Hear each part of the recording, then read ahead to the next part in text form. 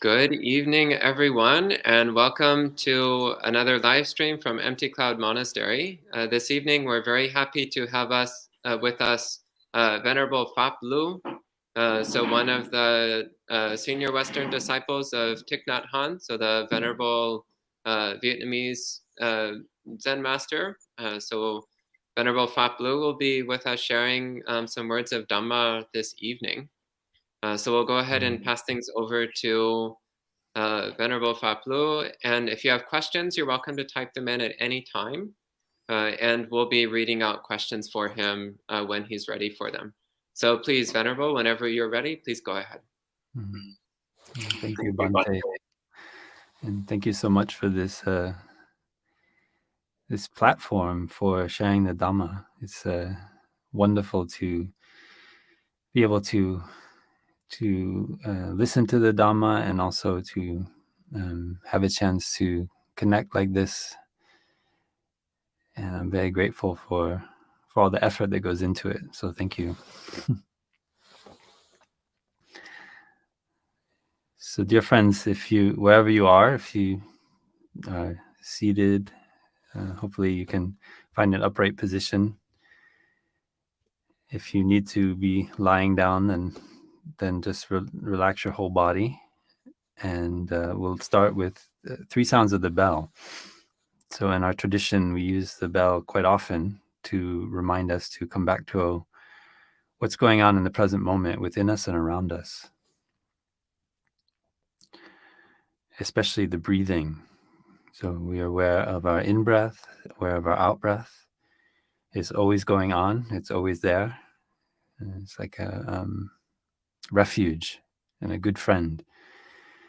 So when you feel alone, you don't know where you can go for refuge. You can go for refuge in your breathing. And just bring all your attention to the in-breath and the out-breath. And that becomes the kind of foundation for awareness of your whole body and your mind.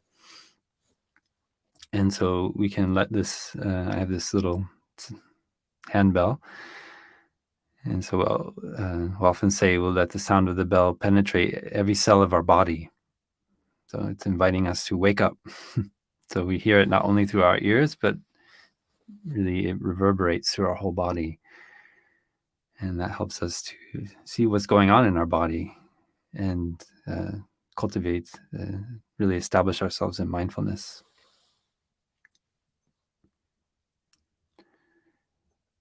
And there's a nice poem that we like to say quietly before we invite the bell to help us to wake up. So body, speech, and mind in perfect oneness. I send my heart along with the sound of this bell. May all those who hear it awaken from forgetfulness and transcend the path of anxiety and sorrow.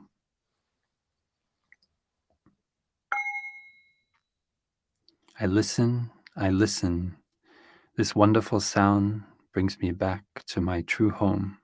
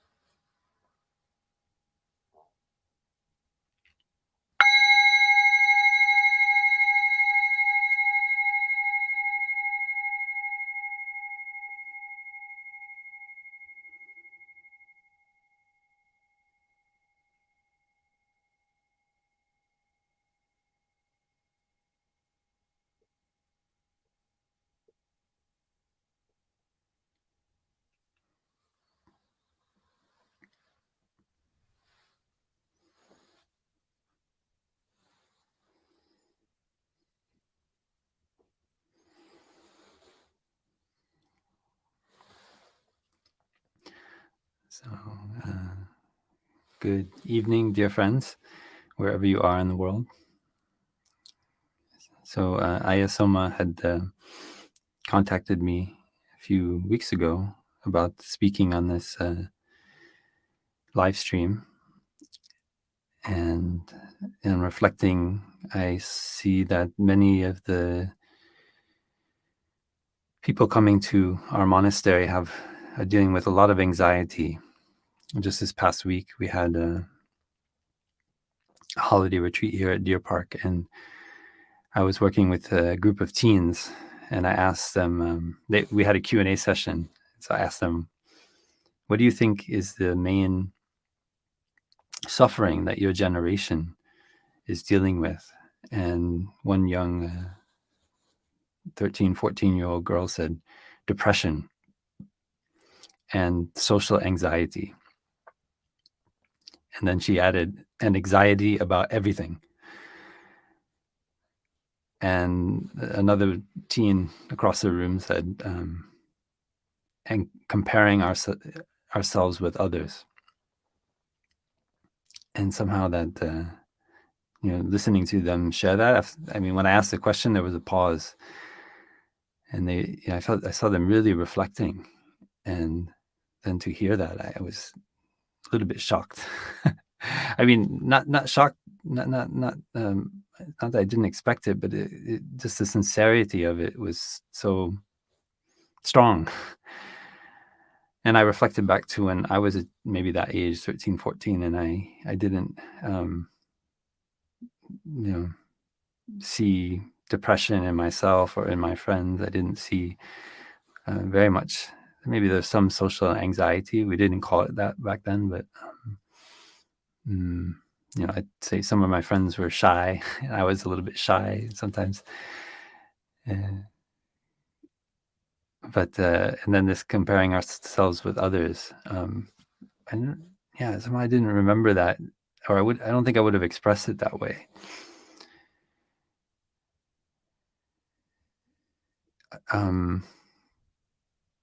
And specifically for this talk, I thought to talk about anxiety around the climate crisis. As human beings on the planet in this present moment, we are faced with a lot of uncertainty about our future. And of course, at the Buddhist time, there was also a lot of uncertainty. And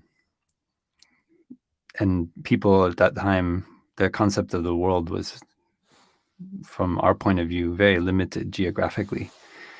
They would not know very much. You'd hear from far away some stories legends that would get passed down from thousands of miles away. But as we know, when we look into Buddhist geography, there is a quite limited understanding of even where people were situated in the kingdoms around the plain of the Ganges River. And now we have a clear understanding of our world, where this planet we're on, going around the sun. And we also understand more deeply the situation of the environment, the oxygen we breathe, and also the situation of the temperature and the climate. So all this gives us a clearer picture of what's going on in the physical world around us. And we have to, I think, be honest with ourselves and realize that we are, to some extent, mythological creatures in the sense that not that we are in a myth, but that our mind operates in myth, right? We can only process so much information. And so we use story to understand and place ourselves in the world, just as the Buddha did and people in that time did. They look at themselves in the context of the world in terms of stories. And we also do that And we are also receiving all this information every day about the situation of the climate amidst other sources of anxiety. And so how to make a story that we can digest of this so that we can remain calm and free.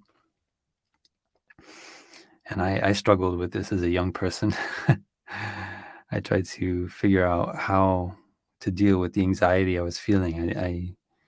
In my early 20s, I didn't want to get a job, have a car, have a family, kind of create the whole environmental catastrophe as I saw it at that time. And I didn't yet know about this path as a monk. And when I found out about it, I thought, this is it. Okay. Right away, my anxiety was a little bit less around the environment and where we were going. But of course, just one person's path is not enough, right? And that's when that realization is helped me to meet my teacher, because I saw this Zen master, Thich Nhat Hanh, who is not only practicing himself for his own liberation, but he's building community. And I see that in every Buddhist tradition. This great monks who are able to build community of practice. So people who are living simply on the earth. I mean, we, as monks and nuns here at Deer Park, we use laptops. We have a few cars to buy our food. But what we try to do is to live together as a community. So we're about 70 people living here right now. So maybe 30 monks and nuns, and then about 40 lay friends who are with us for the 3-month Vasa, or rains retreat. Yeah. And yeah, I see that we're doing our best to try to live simply, to do our part, and also to bring people in here on retreat so that they can learn to live simply, but not only for the sake of living simply, but because there's joy in living simply. There's joy in learning how to take refuge in our breathing, learning how to take refuge in our body. And I feel that in the practice of mindfulness, there is an experiential response to this, the anxiety which is produced when we see the climate crisis unfolding around us, on a political level, and on a physical level, on an emotional level. We see all this unfolding. We see society changing. This seems to be more rapid every year. And the Buddha was there teaching us already about impermanence 2,600 years ago. So how, I asked myself, like, how can I want to say also that I'm unused to this format. I'm talking to a screen and I see all of your comments on the side, but I guess I've only done Zoom before. So I actually see people. So please forgive me if it's, I get used to this new format. Yeah, as a monk and a practitioner, a lot of my path has been around how to live in a situation where I see humanity going in a direction of immense suffering, really, in our way of living, through our consuming and through our habit, really. I mean, we have to be a little bit, I think, forgiving on ourselves. We are creatures of habit, like any other animal. And we do our best to use the cultural forms that have been transmitted to us from our parents, from our communities, from our teachers, and through the generations. And the problem is that those forms don't really correspond to the situation we're facing. It's on a planetary scale, we're facing, as many of you know who are here, more extreme temperatures, which leads to geographical displacements of populations. And there's a big question mark in the future, which seems even bigger than the question mark the Buddha put there for us, which is we cannot see what has not yet come, right? It seems like, wow, we really can't see what is coming. Not only our community or our country or nation, but really for all of humanity on the planet. It's just so vast, and the numbers are so huge of people. So how do you affect a change? So some people will tell me, well, would you expect us all to become monks and nuns? And I think, well, when did I ever say that? And I think it'd be great if we could have more monks and nuns. I really support that. I think it really helps to ease the burden on the planet. But we have to also recognize that we are not so many, and rather focus on how, as monastics, like I see on my path, how can we be a model? How can we be a model of living happily in the present moment, in communities, together? That means accepting each other's kind of difficult points and learning ways to reconcile in community, and but committing to living in community, knowing that this path of togetherness and practicing together is a concrete step that we can take to reduce our impact. So our individual impact then becomes a collective impact. So we start to think about, okay, well, how are we having an impact as a whole community? And then we start to, as a community, look into those things that we can do to not only in terms of consuming, but also in terms of speaking out about the situation, and encouraging also our larger community to look into how they can speak out to those who can change the situation, right? So this for me is a very concrete way to address anxiety. So I start with my breathing, coming back to my body, just being aware of what's in my body, and especially being aware of any anxiety. I think that I notice in myself that there's a kind of low-level anxiety, which comes about from, part of it is from using a lot of electronic devices, which give us access to loads of information, and more information than our brains, I think, can practically process. Like, what do you do with this information? And it puts us in a kind of like fight or flight or freeze, as one of my sisters here likes to say, situation over and over again. And so adrenaline is being produced in our limbs, cortisol, and we are like in a situation where we feel perhaps constantly threatened on a low level. So it's not that like somebody's standing there with a gun pointed at us or attacking us in some way, shape, or form, but it's happening at a low level. And so we may have trouble sleeping at night, just in normal situations with people we get very upset for no particular reason. We don't know why our response is so strong.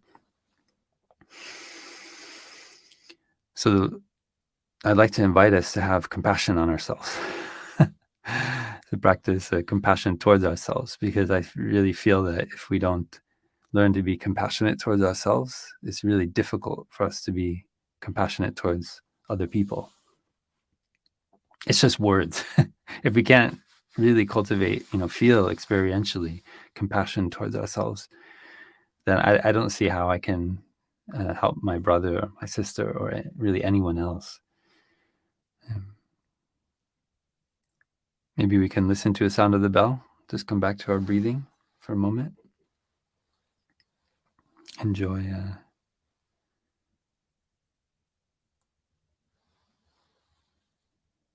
just the sensation of the in and out breath. And we can practice following the breath. So as the breath comes in and as it comes out, our attention stays with the breath the entire time.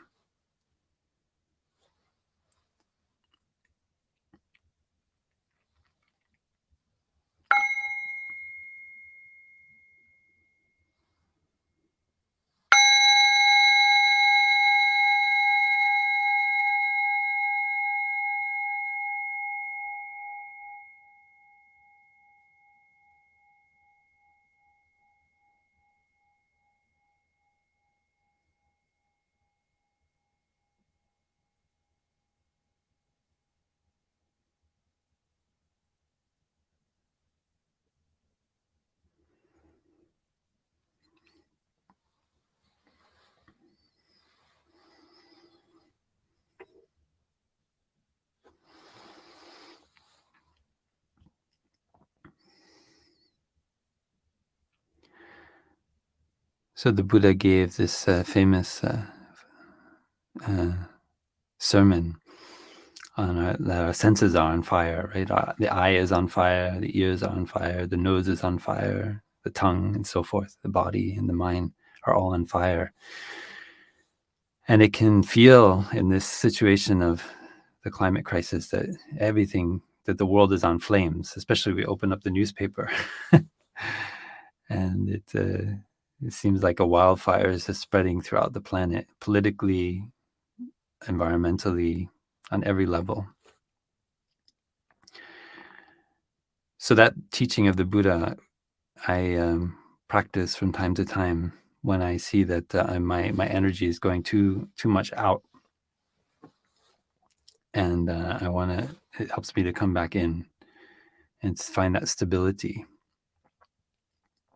If you have difficulty finding stability in your emotions, then I really recommend that you might practice awareness of your bones, like the structure of your body.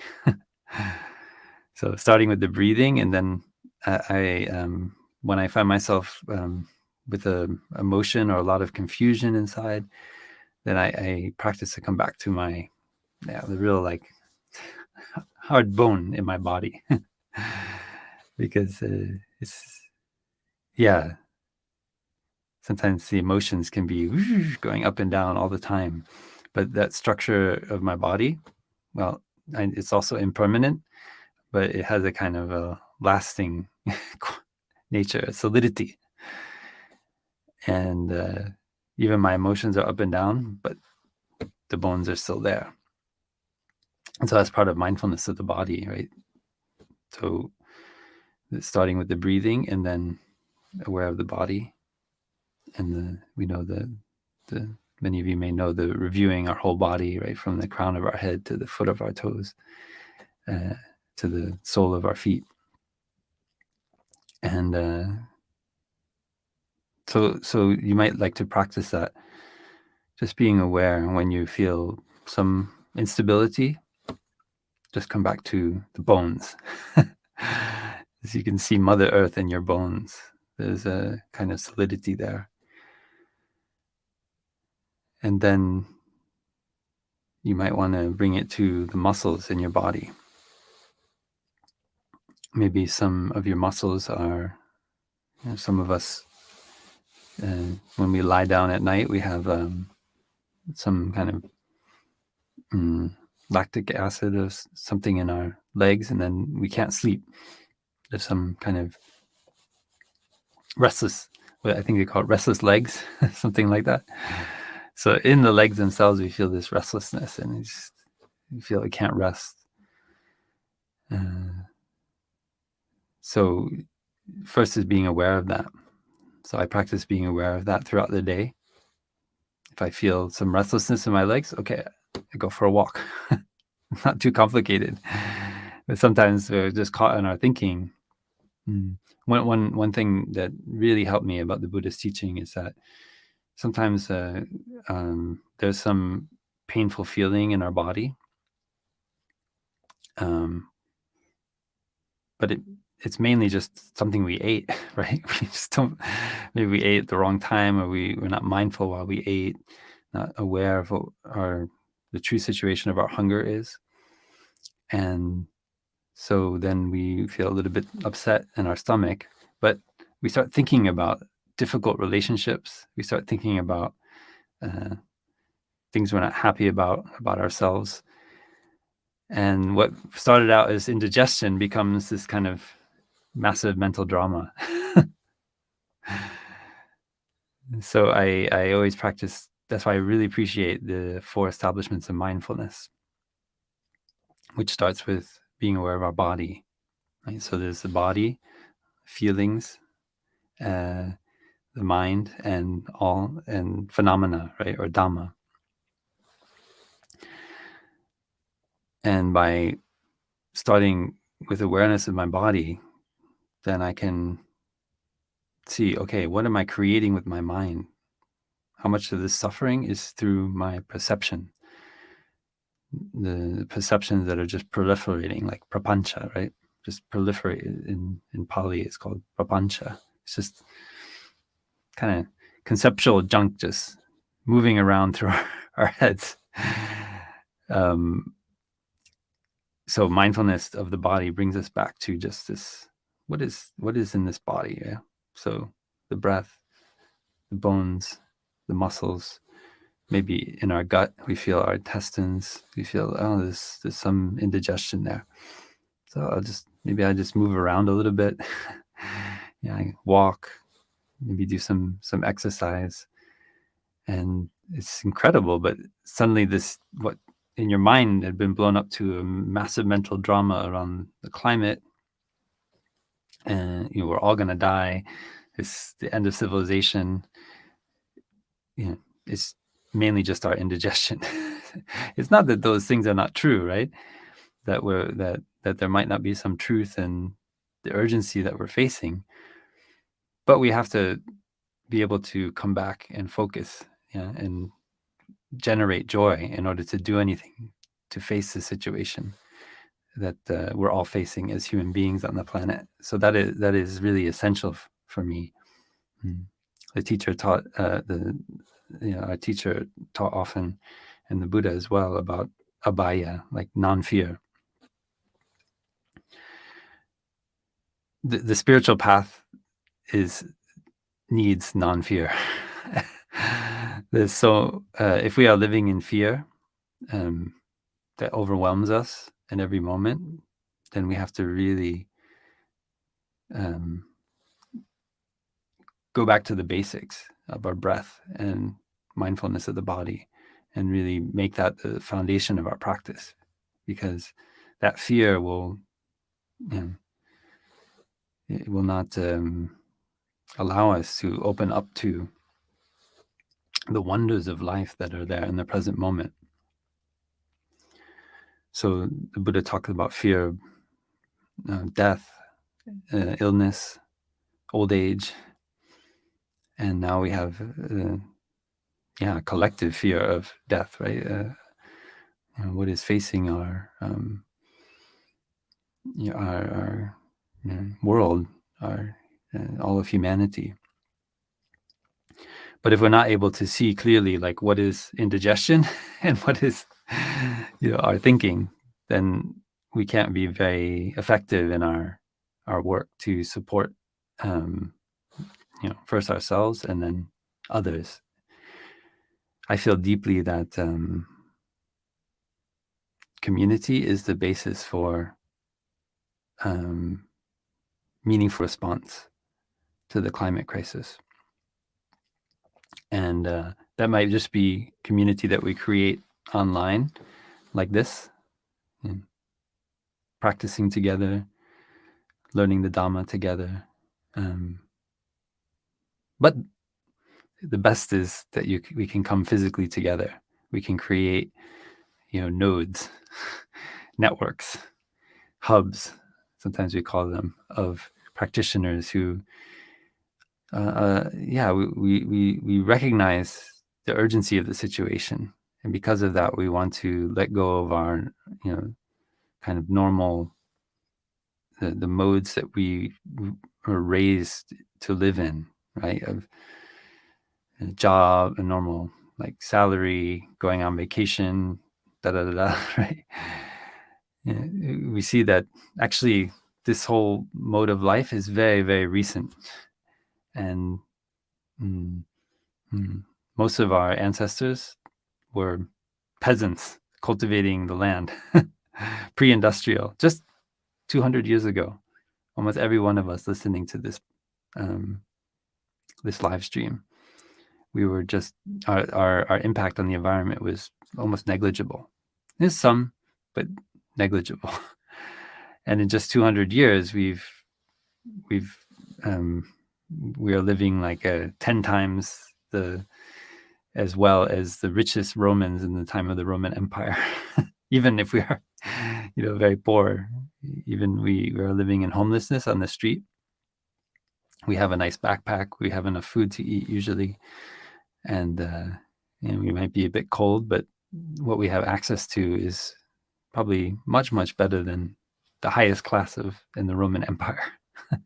So this is just to put things in perspective a little bit, to see that, and also to see that change is possible, that this mode of life that has somehow worked in the 20th century is also impermanent, and that we don't need to just take it as being the way to live just because we see everybody around us doing it.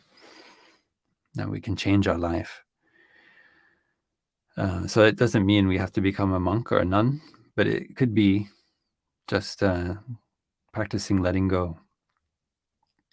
So when we are able to breathe, be aware of our body, come back to the bones, the solidity of our body, and then we see the fear, we see the anxiety, just as it is. So it's not the concept of it, but actually in our body we feel the hormones being, moving, creating the emotion of what we can call fear or anxiety.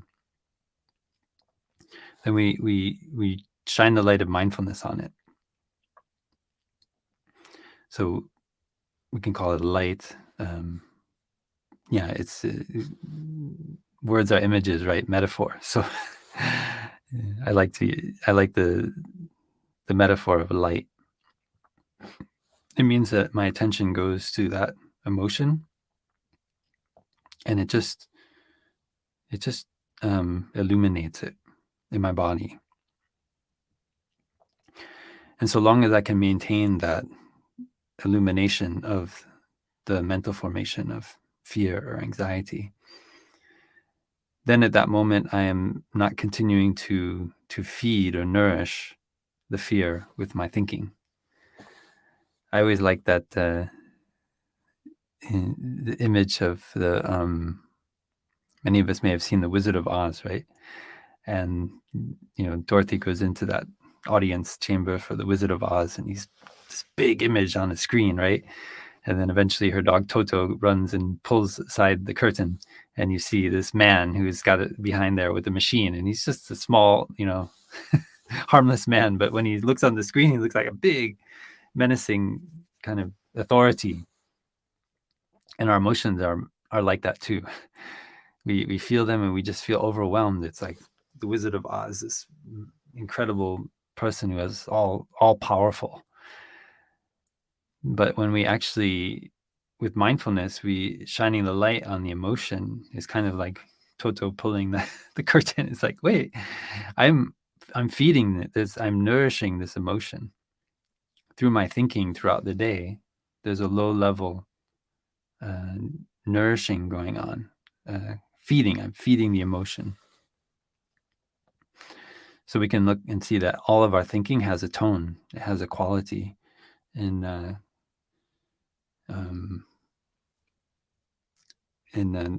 the manifestation only school, they call it vasana. So like a kind of perfuming. So our thoughts have a kind of scent or fragrance, and that fragrance can be to like a little bit of fear, a little bit of anger. It could be mindfulness. It could be insight. It has the scent of insight, the scent of fear, and it nourishes those seeds in our consciousness. Seeds, we talk about seeds because, for example, things that are not being experienced right now, like you might not be, many of us are probably not angry right now, but that doesn't mean you think that you're someone who doesn't have the possibility of anger manifesting. I don't think anyone would believe that. So there's some latent tendencies. That's what we call in our tradition seeds. So they're not manifesting right now, but there's the potential for them to manifest when enough conditions are sufficient for that emotion. So shining the light on our fear or our anxiety is also having effect on those seeds in our consciousness. So we're as it were perfuming our body and mind with mindfulness in that moment. And so the experience of mindfulness is becoming stronger. And so the latent tendency to invite mindfulness to manifest, it becomes stronger. And so in those moments when there is anxiety or fear, it is not the big kind of Wizard of Oz terrifying us, but we see that it's something that we can manage, something that is more familiar, a friend even. And so as a young Buddhist practitioner, I wanted to just, destroy craving, uproot craving, throw out, like sometimes we read in the sutra. And of course, sometimes we need that warrior mentality to go forth on the spiritual path. But more as a mature practitioner, I see all of these mental formations, we call them, or all these emotions, as full citizens in my mind consciousness. Because so long as I try to reject anxiety and fear, I don't understand it. I don't have the opportunity to learn from it. And it's essential that we learn about our fear, that we learn about its nature. And it's an evolving experience. Now we learn from neuroscience that sometimes we used to think that our emotions are kind of hardwired genetically into our mind, into our mind and body. But now we're starting to learn that even things like anger and fear are experienced by different people in different ways, and they evolve according to our experiences of them. So we may have, my experience of fear may be nuanced from your experience. And so we don't need to be, there's so cookie cutter about our description of emotions. We can see that, this is this is an experience that's going on, first of all. And they say, what is there? There's some fear, there's some sadness, there's some anger. But without that light of mindfulness, then we just become a victim of our emotions. So making the determination to go on the path, right, on the marga, the path, is to be determined to bring up that light of mindfulness, to shine on our emotion. And what I usually find with more time and practice is that it brings a lot of joy. It's joyful to shine the light of mindfulness on suffering because you get an insight, you get an understanding of, wow, what is this emotion that's going on there? Like, what does it look like? What is it shaped like? What does it feel like? It becomes it's something that can be very painful and unpleasant, but by bringing mindfulness into the equation, it becomes a wonder. It's like looking, wow. It's like, I read the news and I see that something, there's some unrest, this racism or discrimination going on, but I read it to learn about it. I want to understand it because I want to transform that suffering. So the same kind of attitude we bring to our emotions. Our body and mind is an incredible cosmos. The Buddha said that from the sole of our feet to the top of our head is embodied the entire cosmos. And anyone who's practiced meditation for any length of time can attest to that. What we think of as being outside of ourselves is actually mediated by our perceptive experience of it. And so learning how to live with what is going on in our body and mind, nama rupa, right, is so essential. Because if we really want to work at a collective level to change the patterns of society, which have brought about the climate crisis, if we can't change our own mind, then how are we going to do anything, right? And so the wisdom, I think that we emphasize in the Plum Village tradition is that I can only transform so much just by myself at home practicing meditation. Some of us are very determined and we go very far on the path. And I also, as a young practitioner, I very much had that attitude, okay, I'm going to break through, do it. But I see that over time, it's hard to maintain that same level of energy. And sometimes, because we don't have other practitioners around us to kind of, that's a little bit tight the way you're practicing. There's not so much openness, somebody to tell you that can be very, very helpful. So living in community, it's like we're rubbing up against each other. And every day, like here in the monastery, I'm a monk for 18 years, but I'm on the cooking team here at Deer Park, and I work with some of our long terms. And I can see, for example, that when I boil pasta, that I like it to be really al dente. And so I'm a little bit like, I don't want anybody to cook the pasta because it might get overcooked. And so there's still something that helps me to see there's something stuck in my mind. Like, why am I attached to the pasta being al dente? Like, can I just let go and be happy, even if there's soggy pasta on the table? That's a question we need to ask ourselves. Can I allow the pasta to be overcooked? And for some of us here, we'll be like, oh, that's fine. I don't care. Food's just calories. But for others of us, we're like, no way. It's like, I'm like step aside. I'm taking care of the pasta. Don't touch it. So living in community helps me in ways that I didn't foresee when I started out on the path of meditation. And so in our extended community, we've started having lay groups coming together and deciding to live together. Like, for example, buying a number of apartments together so they can come together in like one space to meditate together. There's a group in the Netherlands who've done this. There's a group in New Hampshire which has bought a piece of land and they subdivided it into lots. And so they practice together in a common space. these are all ways of recognizing our limitation as human beings, and also we act on the insight that in order to really transform ourselves and transform others, we need to do it together.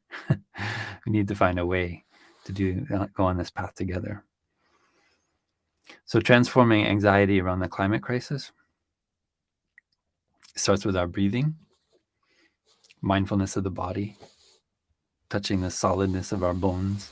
Mother Earth is there in our bones in a very literal way. And bringing up that light of mindfulness.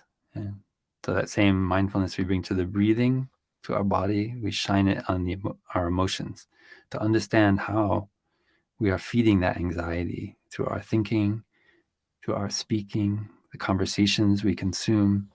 Yeah. So the Buddha said, the eye is on fire, the ears are on fire, nose is on fire, tongue is on fire. It means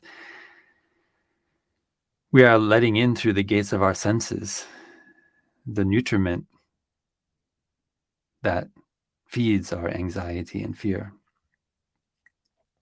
We know the climate crisis is going on, right?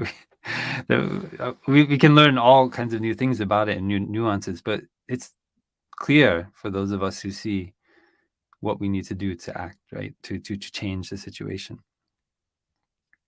So the main thing is, how do we take care of our emotions? And that's where this practice is so essential.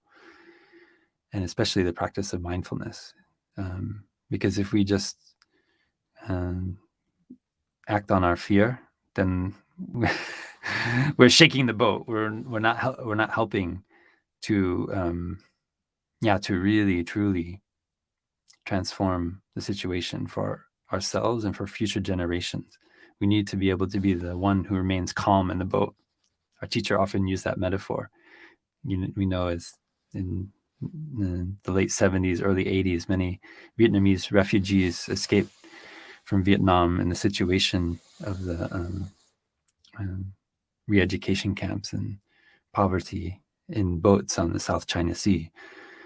And so our teacher Tai said that we need to, as practitioners, be when we're in a boat in a storm and people are freaking out, they're going crazy, they can't handle the fear. We need to be the one. It's not that we don't have any fear, but we know how to shine the light of mindfulness on our fear so that we don't continue to feed it, but we want to understand it as a good friend.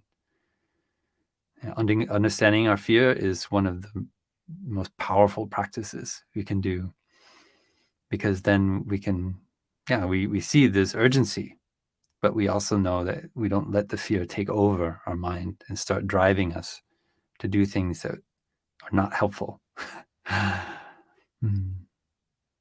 So this is kind of just a little bit just to start, maybe, for all of us.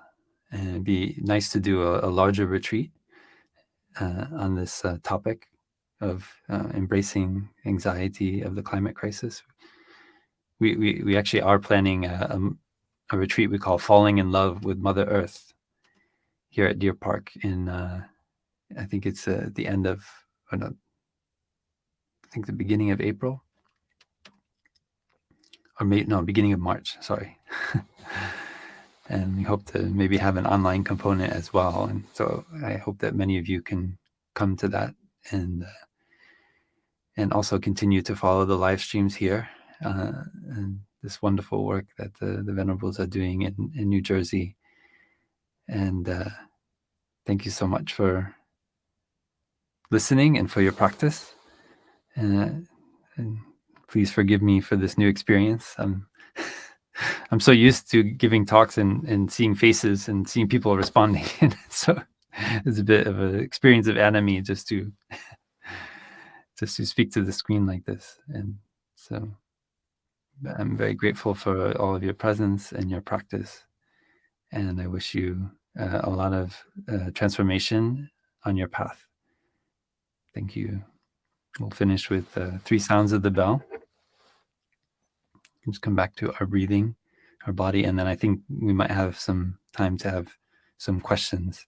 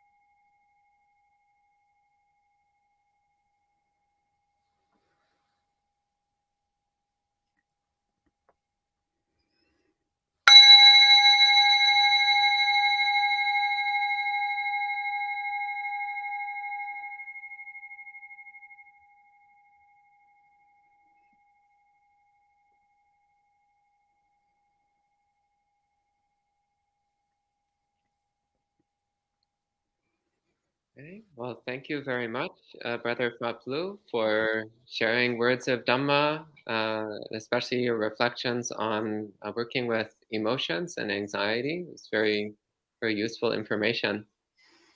And thank you to all the people joining in online. So hello to Jayanta, Melissa, Maria, Robin, Julie, John, Amaranta, Tora, Putrika, Mary, Aris, Otto, Gunendu, and Miguel. So lots of familiar names. It's good to see all of you joining in time and time again. So as mentioned, this is an opportunity to ask questions to our venerable guest speaker. Anyone who's online is welcome to type questions in. Also the monastery residents, if anyone here has questions, you're welcome to ask questions. So far I'm not seeing any questions. I have a question. So please speak up. So Bhante Varapanyo, one of the monks here at the monastery, has a question for you. Mm-hmm. Okay, hello, Brother Phap Luu. Okay. You spoke a lot about building community, and I really resonate with that. And I wonder if you can share some wisdom about maybe some essential practices to community building Mm. you have found, and maybe some essential difficulties also that have come up in creating such a robust community, such as you described. Thank Mm. Yeah. Great. That's. I think this is the life path, right? I think I feel that learning how to, like, how the Buddha, for example, built the Sangha is one of, for me, one of the greatest miracles. Because the world has seen many spiritual teachers, but to actually build a community is just extraordinary. It's as any of us who've tried to build community can, I think, attest to. It's extraordinarily difficult. I mean, it works well in theory, but in practice, it's quite difficult when we are embedded in that community, right? We're not just an observer, like saying, well, let's see, if we make the perfect community, I would do it like this and like that. When we're actually, there living in community, we have to face our own, mental formations or difficulties. So our community, I think, has a lot of aspects. I think the main, or one of the main parts or kind of pillars to build community is an ethical framework. So, of course, we have the 5 precepts. We call them the 5 mindfulness trainings. So they're a bit more elaborated, but it's basically the 5 precepts. And so that, and actually, our teacher took the 5 precepts and brought them in, and with the early community in the 90s in France, in Plum Village, had people give input about it and see how can we make these precepts relevant for our time. And so people had Dhamma discussion about the 5 precepts, and out of that came the first version of the 5 mindfulness trainings. And so the language was adapted in a way that it could be, like you may be aware, in our tradition we have this, we start each one with aware of the suffering brought about by killing, or aware of the suffering brought about by stealing, and so forth. So it's not just like, okay, don't steal, don't kill, but looking into, with our insight into what that kind of action, what kind of pain and suffering it creates. So that kind of having an ethical framework, I think, is essential. And having it be like updated too, like not just to have, we're kind of maybe known in Plum Village that Thai decided, okay, to take this famous interchange between Ananda and Mahakashyapa right after the Buddha passed. And Ananda said, the Buddha had said that, we can change or abolish the minor rules. And Mahakashyapa said, well, do you specify which rules? And Ananda said, well, no. And the Mahakashyapa said, okay, we just keep them all. And maybe that worked for that time, but as we see, the culture is changing, so how do we keep the essence of the Dhamma and the Vinaya, but also make it relevant to our time, like not getting caught in things that, as Buddhists, we can use our insight. We have the right to use our insight, and not get caught in the literalness. The Buddha, we can see the Vinaya is the kind of moral framework of the Buddhist community. For those of us who were new, you can see how the Buddha was working it out and changing. First he's saying, okay, we can't wear, for example, the monks have to go barefoot, but then there are monks living in very rocky mountainous areas, and then he allowed them to wear one layer of leather, and then ones in really, really rocky areas, they could wear 2 layers of leather on their sandals on their feet. And so the Buddha was flexible, he was reasonable, he was adapting the Vinaya to the situation. And then there was a time when there was famine, and he allowed the monks to cook. But then after the famine was past, then he said, okay, we go back to just only alms. So there's this flexibility in the early community, which I think can be lost if we're just too literal about the Vinaya. And so that I think that has helped a lot in our community, because everyone feels like they're contributing, like, oh wait, okay, Thai told us. So Thai updated the Bhikshu Bhikshuni precepts, the Pratimoksha. So we have like in the Dhammaguptaka tradition, we have 250, but he's updated them. And he says every 20 years we have to update them again. So we're now looking into it and seeing, okay, the ones that he updated, how can we bring the insight of the past 20 years of our communities around the world to bear on that revision, the next revision which is happening. And so the idea is there's a flexibility in how we live in community, and that we're not like caught by a kind of literal framework that's too rigid and kind of considered to be like sacred, and other things are profane, like creating this dualism. So that's really important, like not like creating like even now in our community, we can do that with our teacher. We can say, oh, like everything he said is perfect, and this, and so we've, I remember one of our elder sisters saying, please, when you share in a meeting, don't say like Thai said this or Thai said that, in order to boost your point, because Thai sometimes said this and Thai sometimes said that. It said the opposite, depending on the situation. And the Buddha, I feel, is also, in terms of community life, was flexible like that. So that flexibility is really important. The way we do that is that new things get introduced, like you guys have there in the, as well, like computers and devices, and so you have to figure out, well, how are we gonna live with these things in a way that, because we see, well, it can be addictive, to surf on the internet or whatever. And so, as a community, we need to look and see, well, we value like face-to-face coming together, certain things that are that balance our life in community. So we talk about 4 things in the Plum Village community. We say there's like 4 aspects of our life that we try to balance. So there's like study, practice, work, and play. So in the East Asian tradition, usually they have study, practice, and work.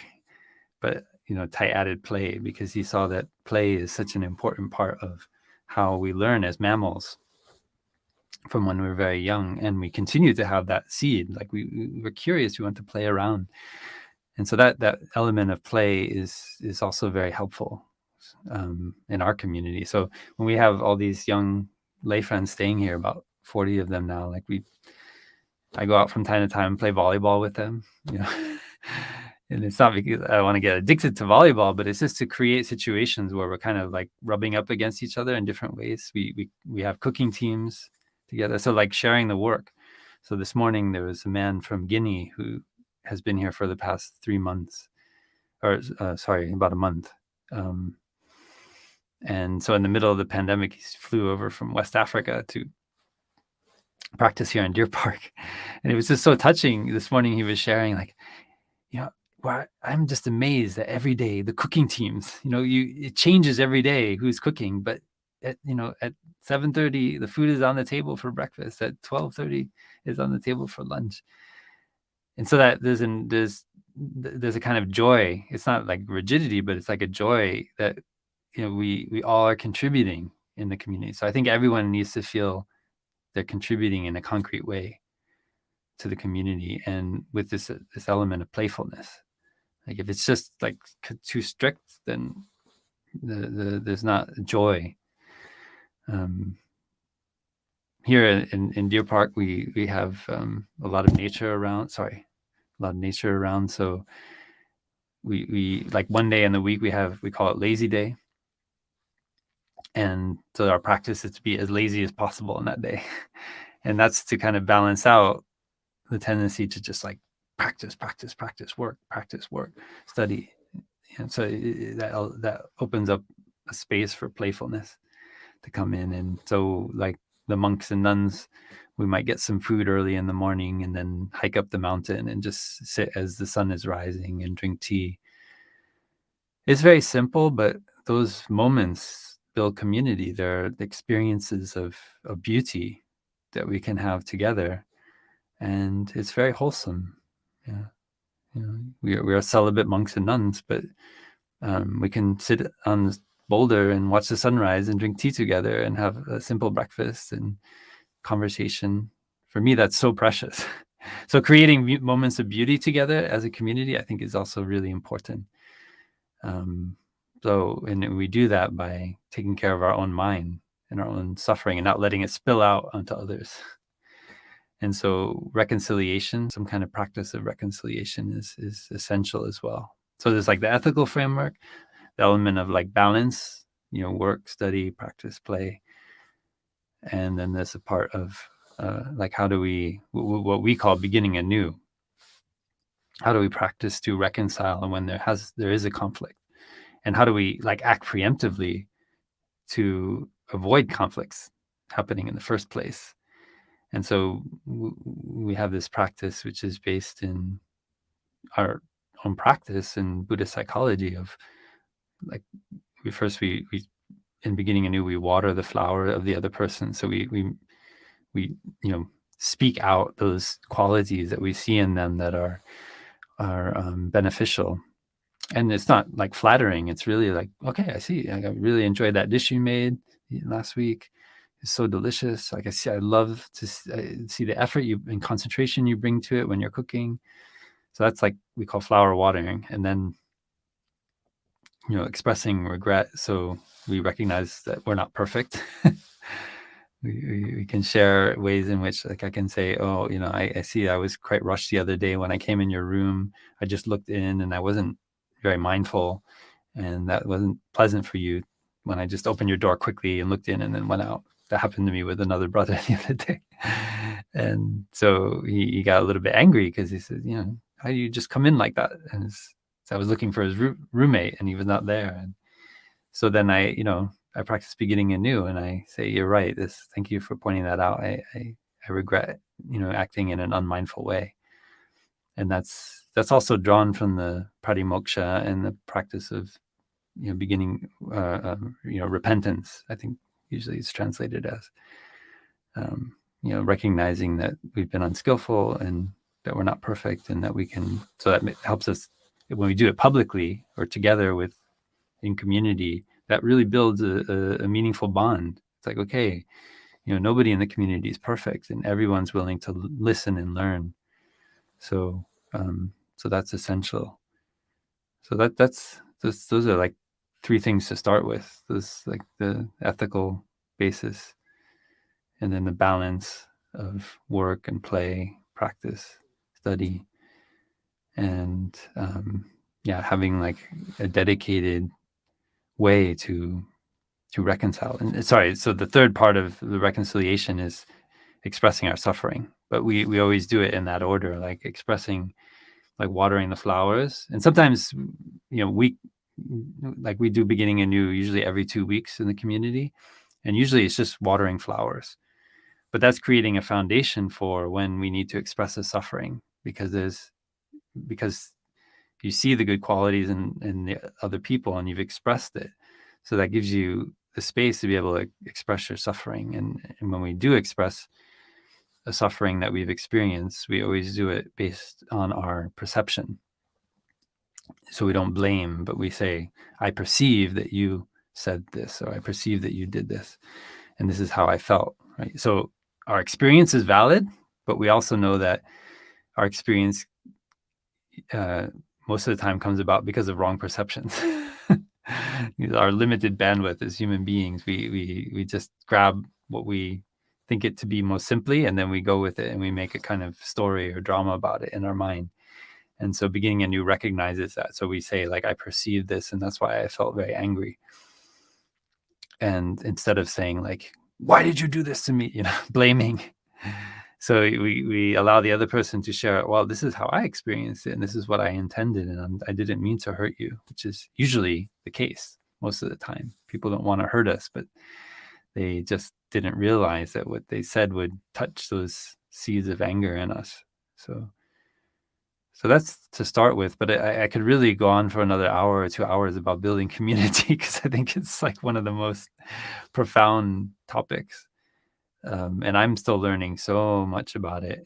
I mean, I'm grateful to be living in a community that I feel like our teacher is a very good community builder, and he himself studied to understand better how the Buddha built the early Sangha and how he dealt with conflicts in the community, which did arise, of course. And so I think that's something for us all to continue to look into. I don't think there's one answer, but those are some things that I found that really help. Okay. Well, thank you very much, Brother Phap Luu, for that detailed response. And maybe we will schedule you to talk for an hour on communal harmony. Yeah. It sounds like that's a topic you're very passionate about. So I think that would be a wonderful talk. Well, we listened to a talk from our teacher from 1999 this morning, and it was all about building communities. So maybe it's also, but it is something I care a lot about, and I see that it's just, it's a great. If any of you out there want to see more science on it, there's this Harvard grant study which has been going on since the early 40s, and there've been many books written about it, like these few hundred men from Harvard who they've studied them throughout their lives. Anyway, one of the things they found was just how rare and profoundly difficult it was to actually build community, and how much happiness and thriving these men had in their later life. It means from like 50 onwards, when they had dedicated their life, like not just to their own personal wealth and that of their family, but actually to building community. So like there's one member of the study who is written about, who he didn't seem to have like a lot of the qualities that lead to thriving after 50. Like he changed his career a few times, he had a few marriages, but one of the things that the researchers noticed was that he was always, all the jobs that he was doing was within the same community in this town in Vermont. And so actually he was involved in like community building. And so, because this man was really happy, he seemed to be exception to the rule. And what they found was that he was a community builder. He was somebody who was going around and seeing, like, watering the good seeds in other people, seeing like, how can we do these things together? And that led to it seemed to be something that led to his happiness. So it's not just in like my experience or, from the Buddhist teachings, but also we're starting to see through these longitudinal studies of people's lives and adults, especially later on, like what really brings happiness. And this is there. It's like building community. So it's not just for the sake of like some abstract idea of building community, but it's also for our own well-being. And I think the Buddha was really happy to see his Sangha. around him. Okay, thank you. And we still have a few minutes. If there's anybody else who has a question, we could take another question. Or if there's no further questions, we could also conclude for the evening. Yeah. So it looks like we're wrapping up.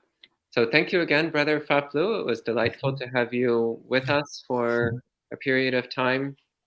So here at Empty Cloud, we like to end Dhamma sharing sessions with 3 sadhus. So we can all join together with reciting sadhu 3 times. Sadhu, sadhu, sadhu.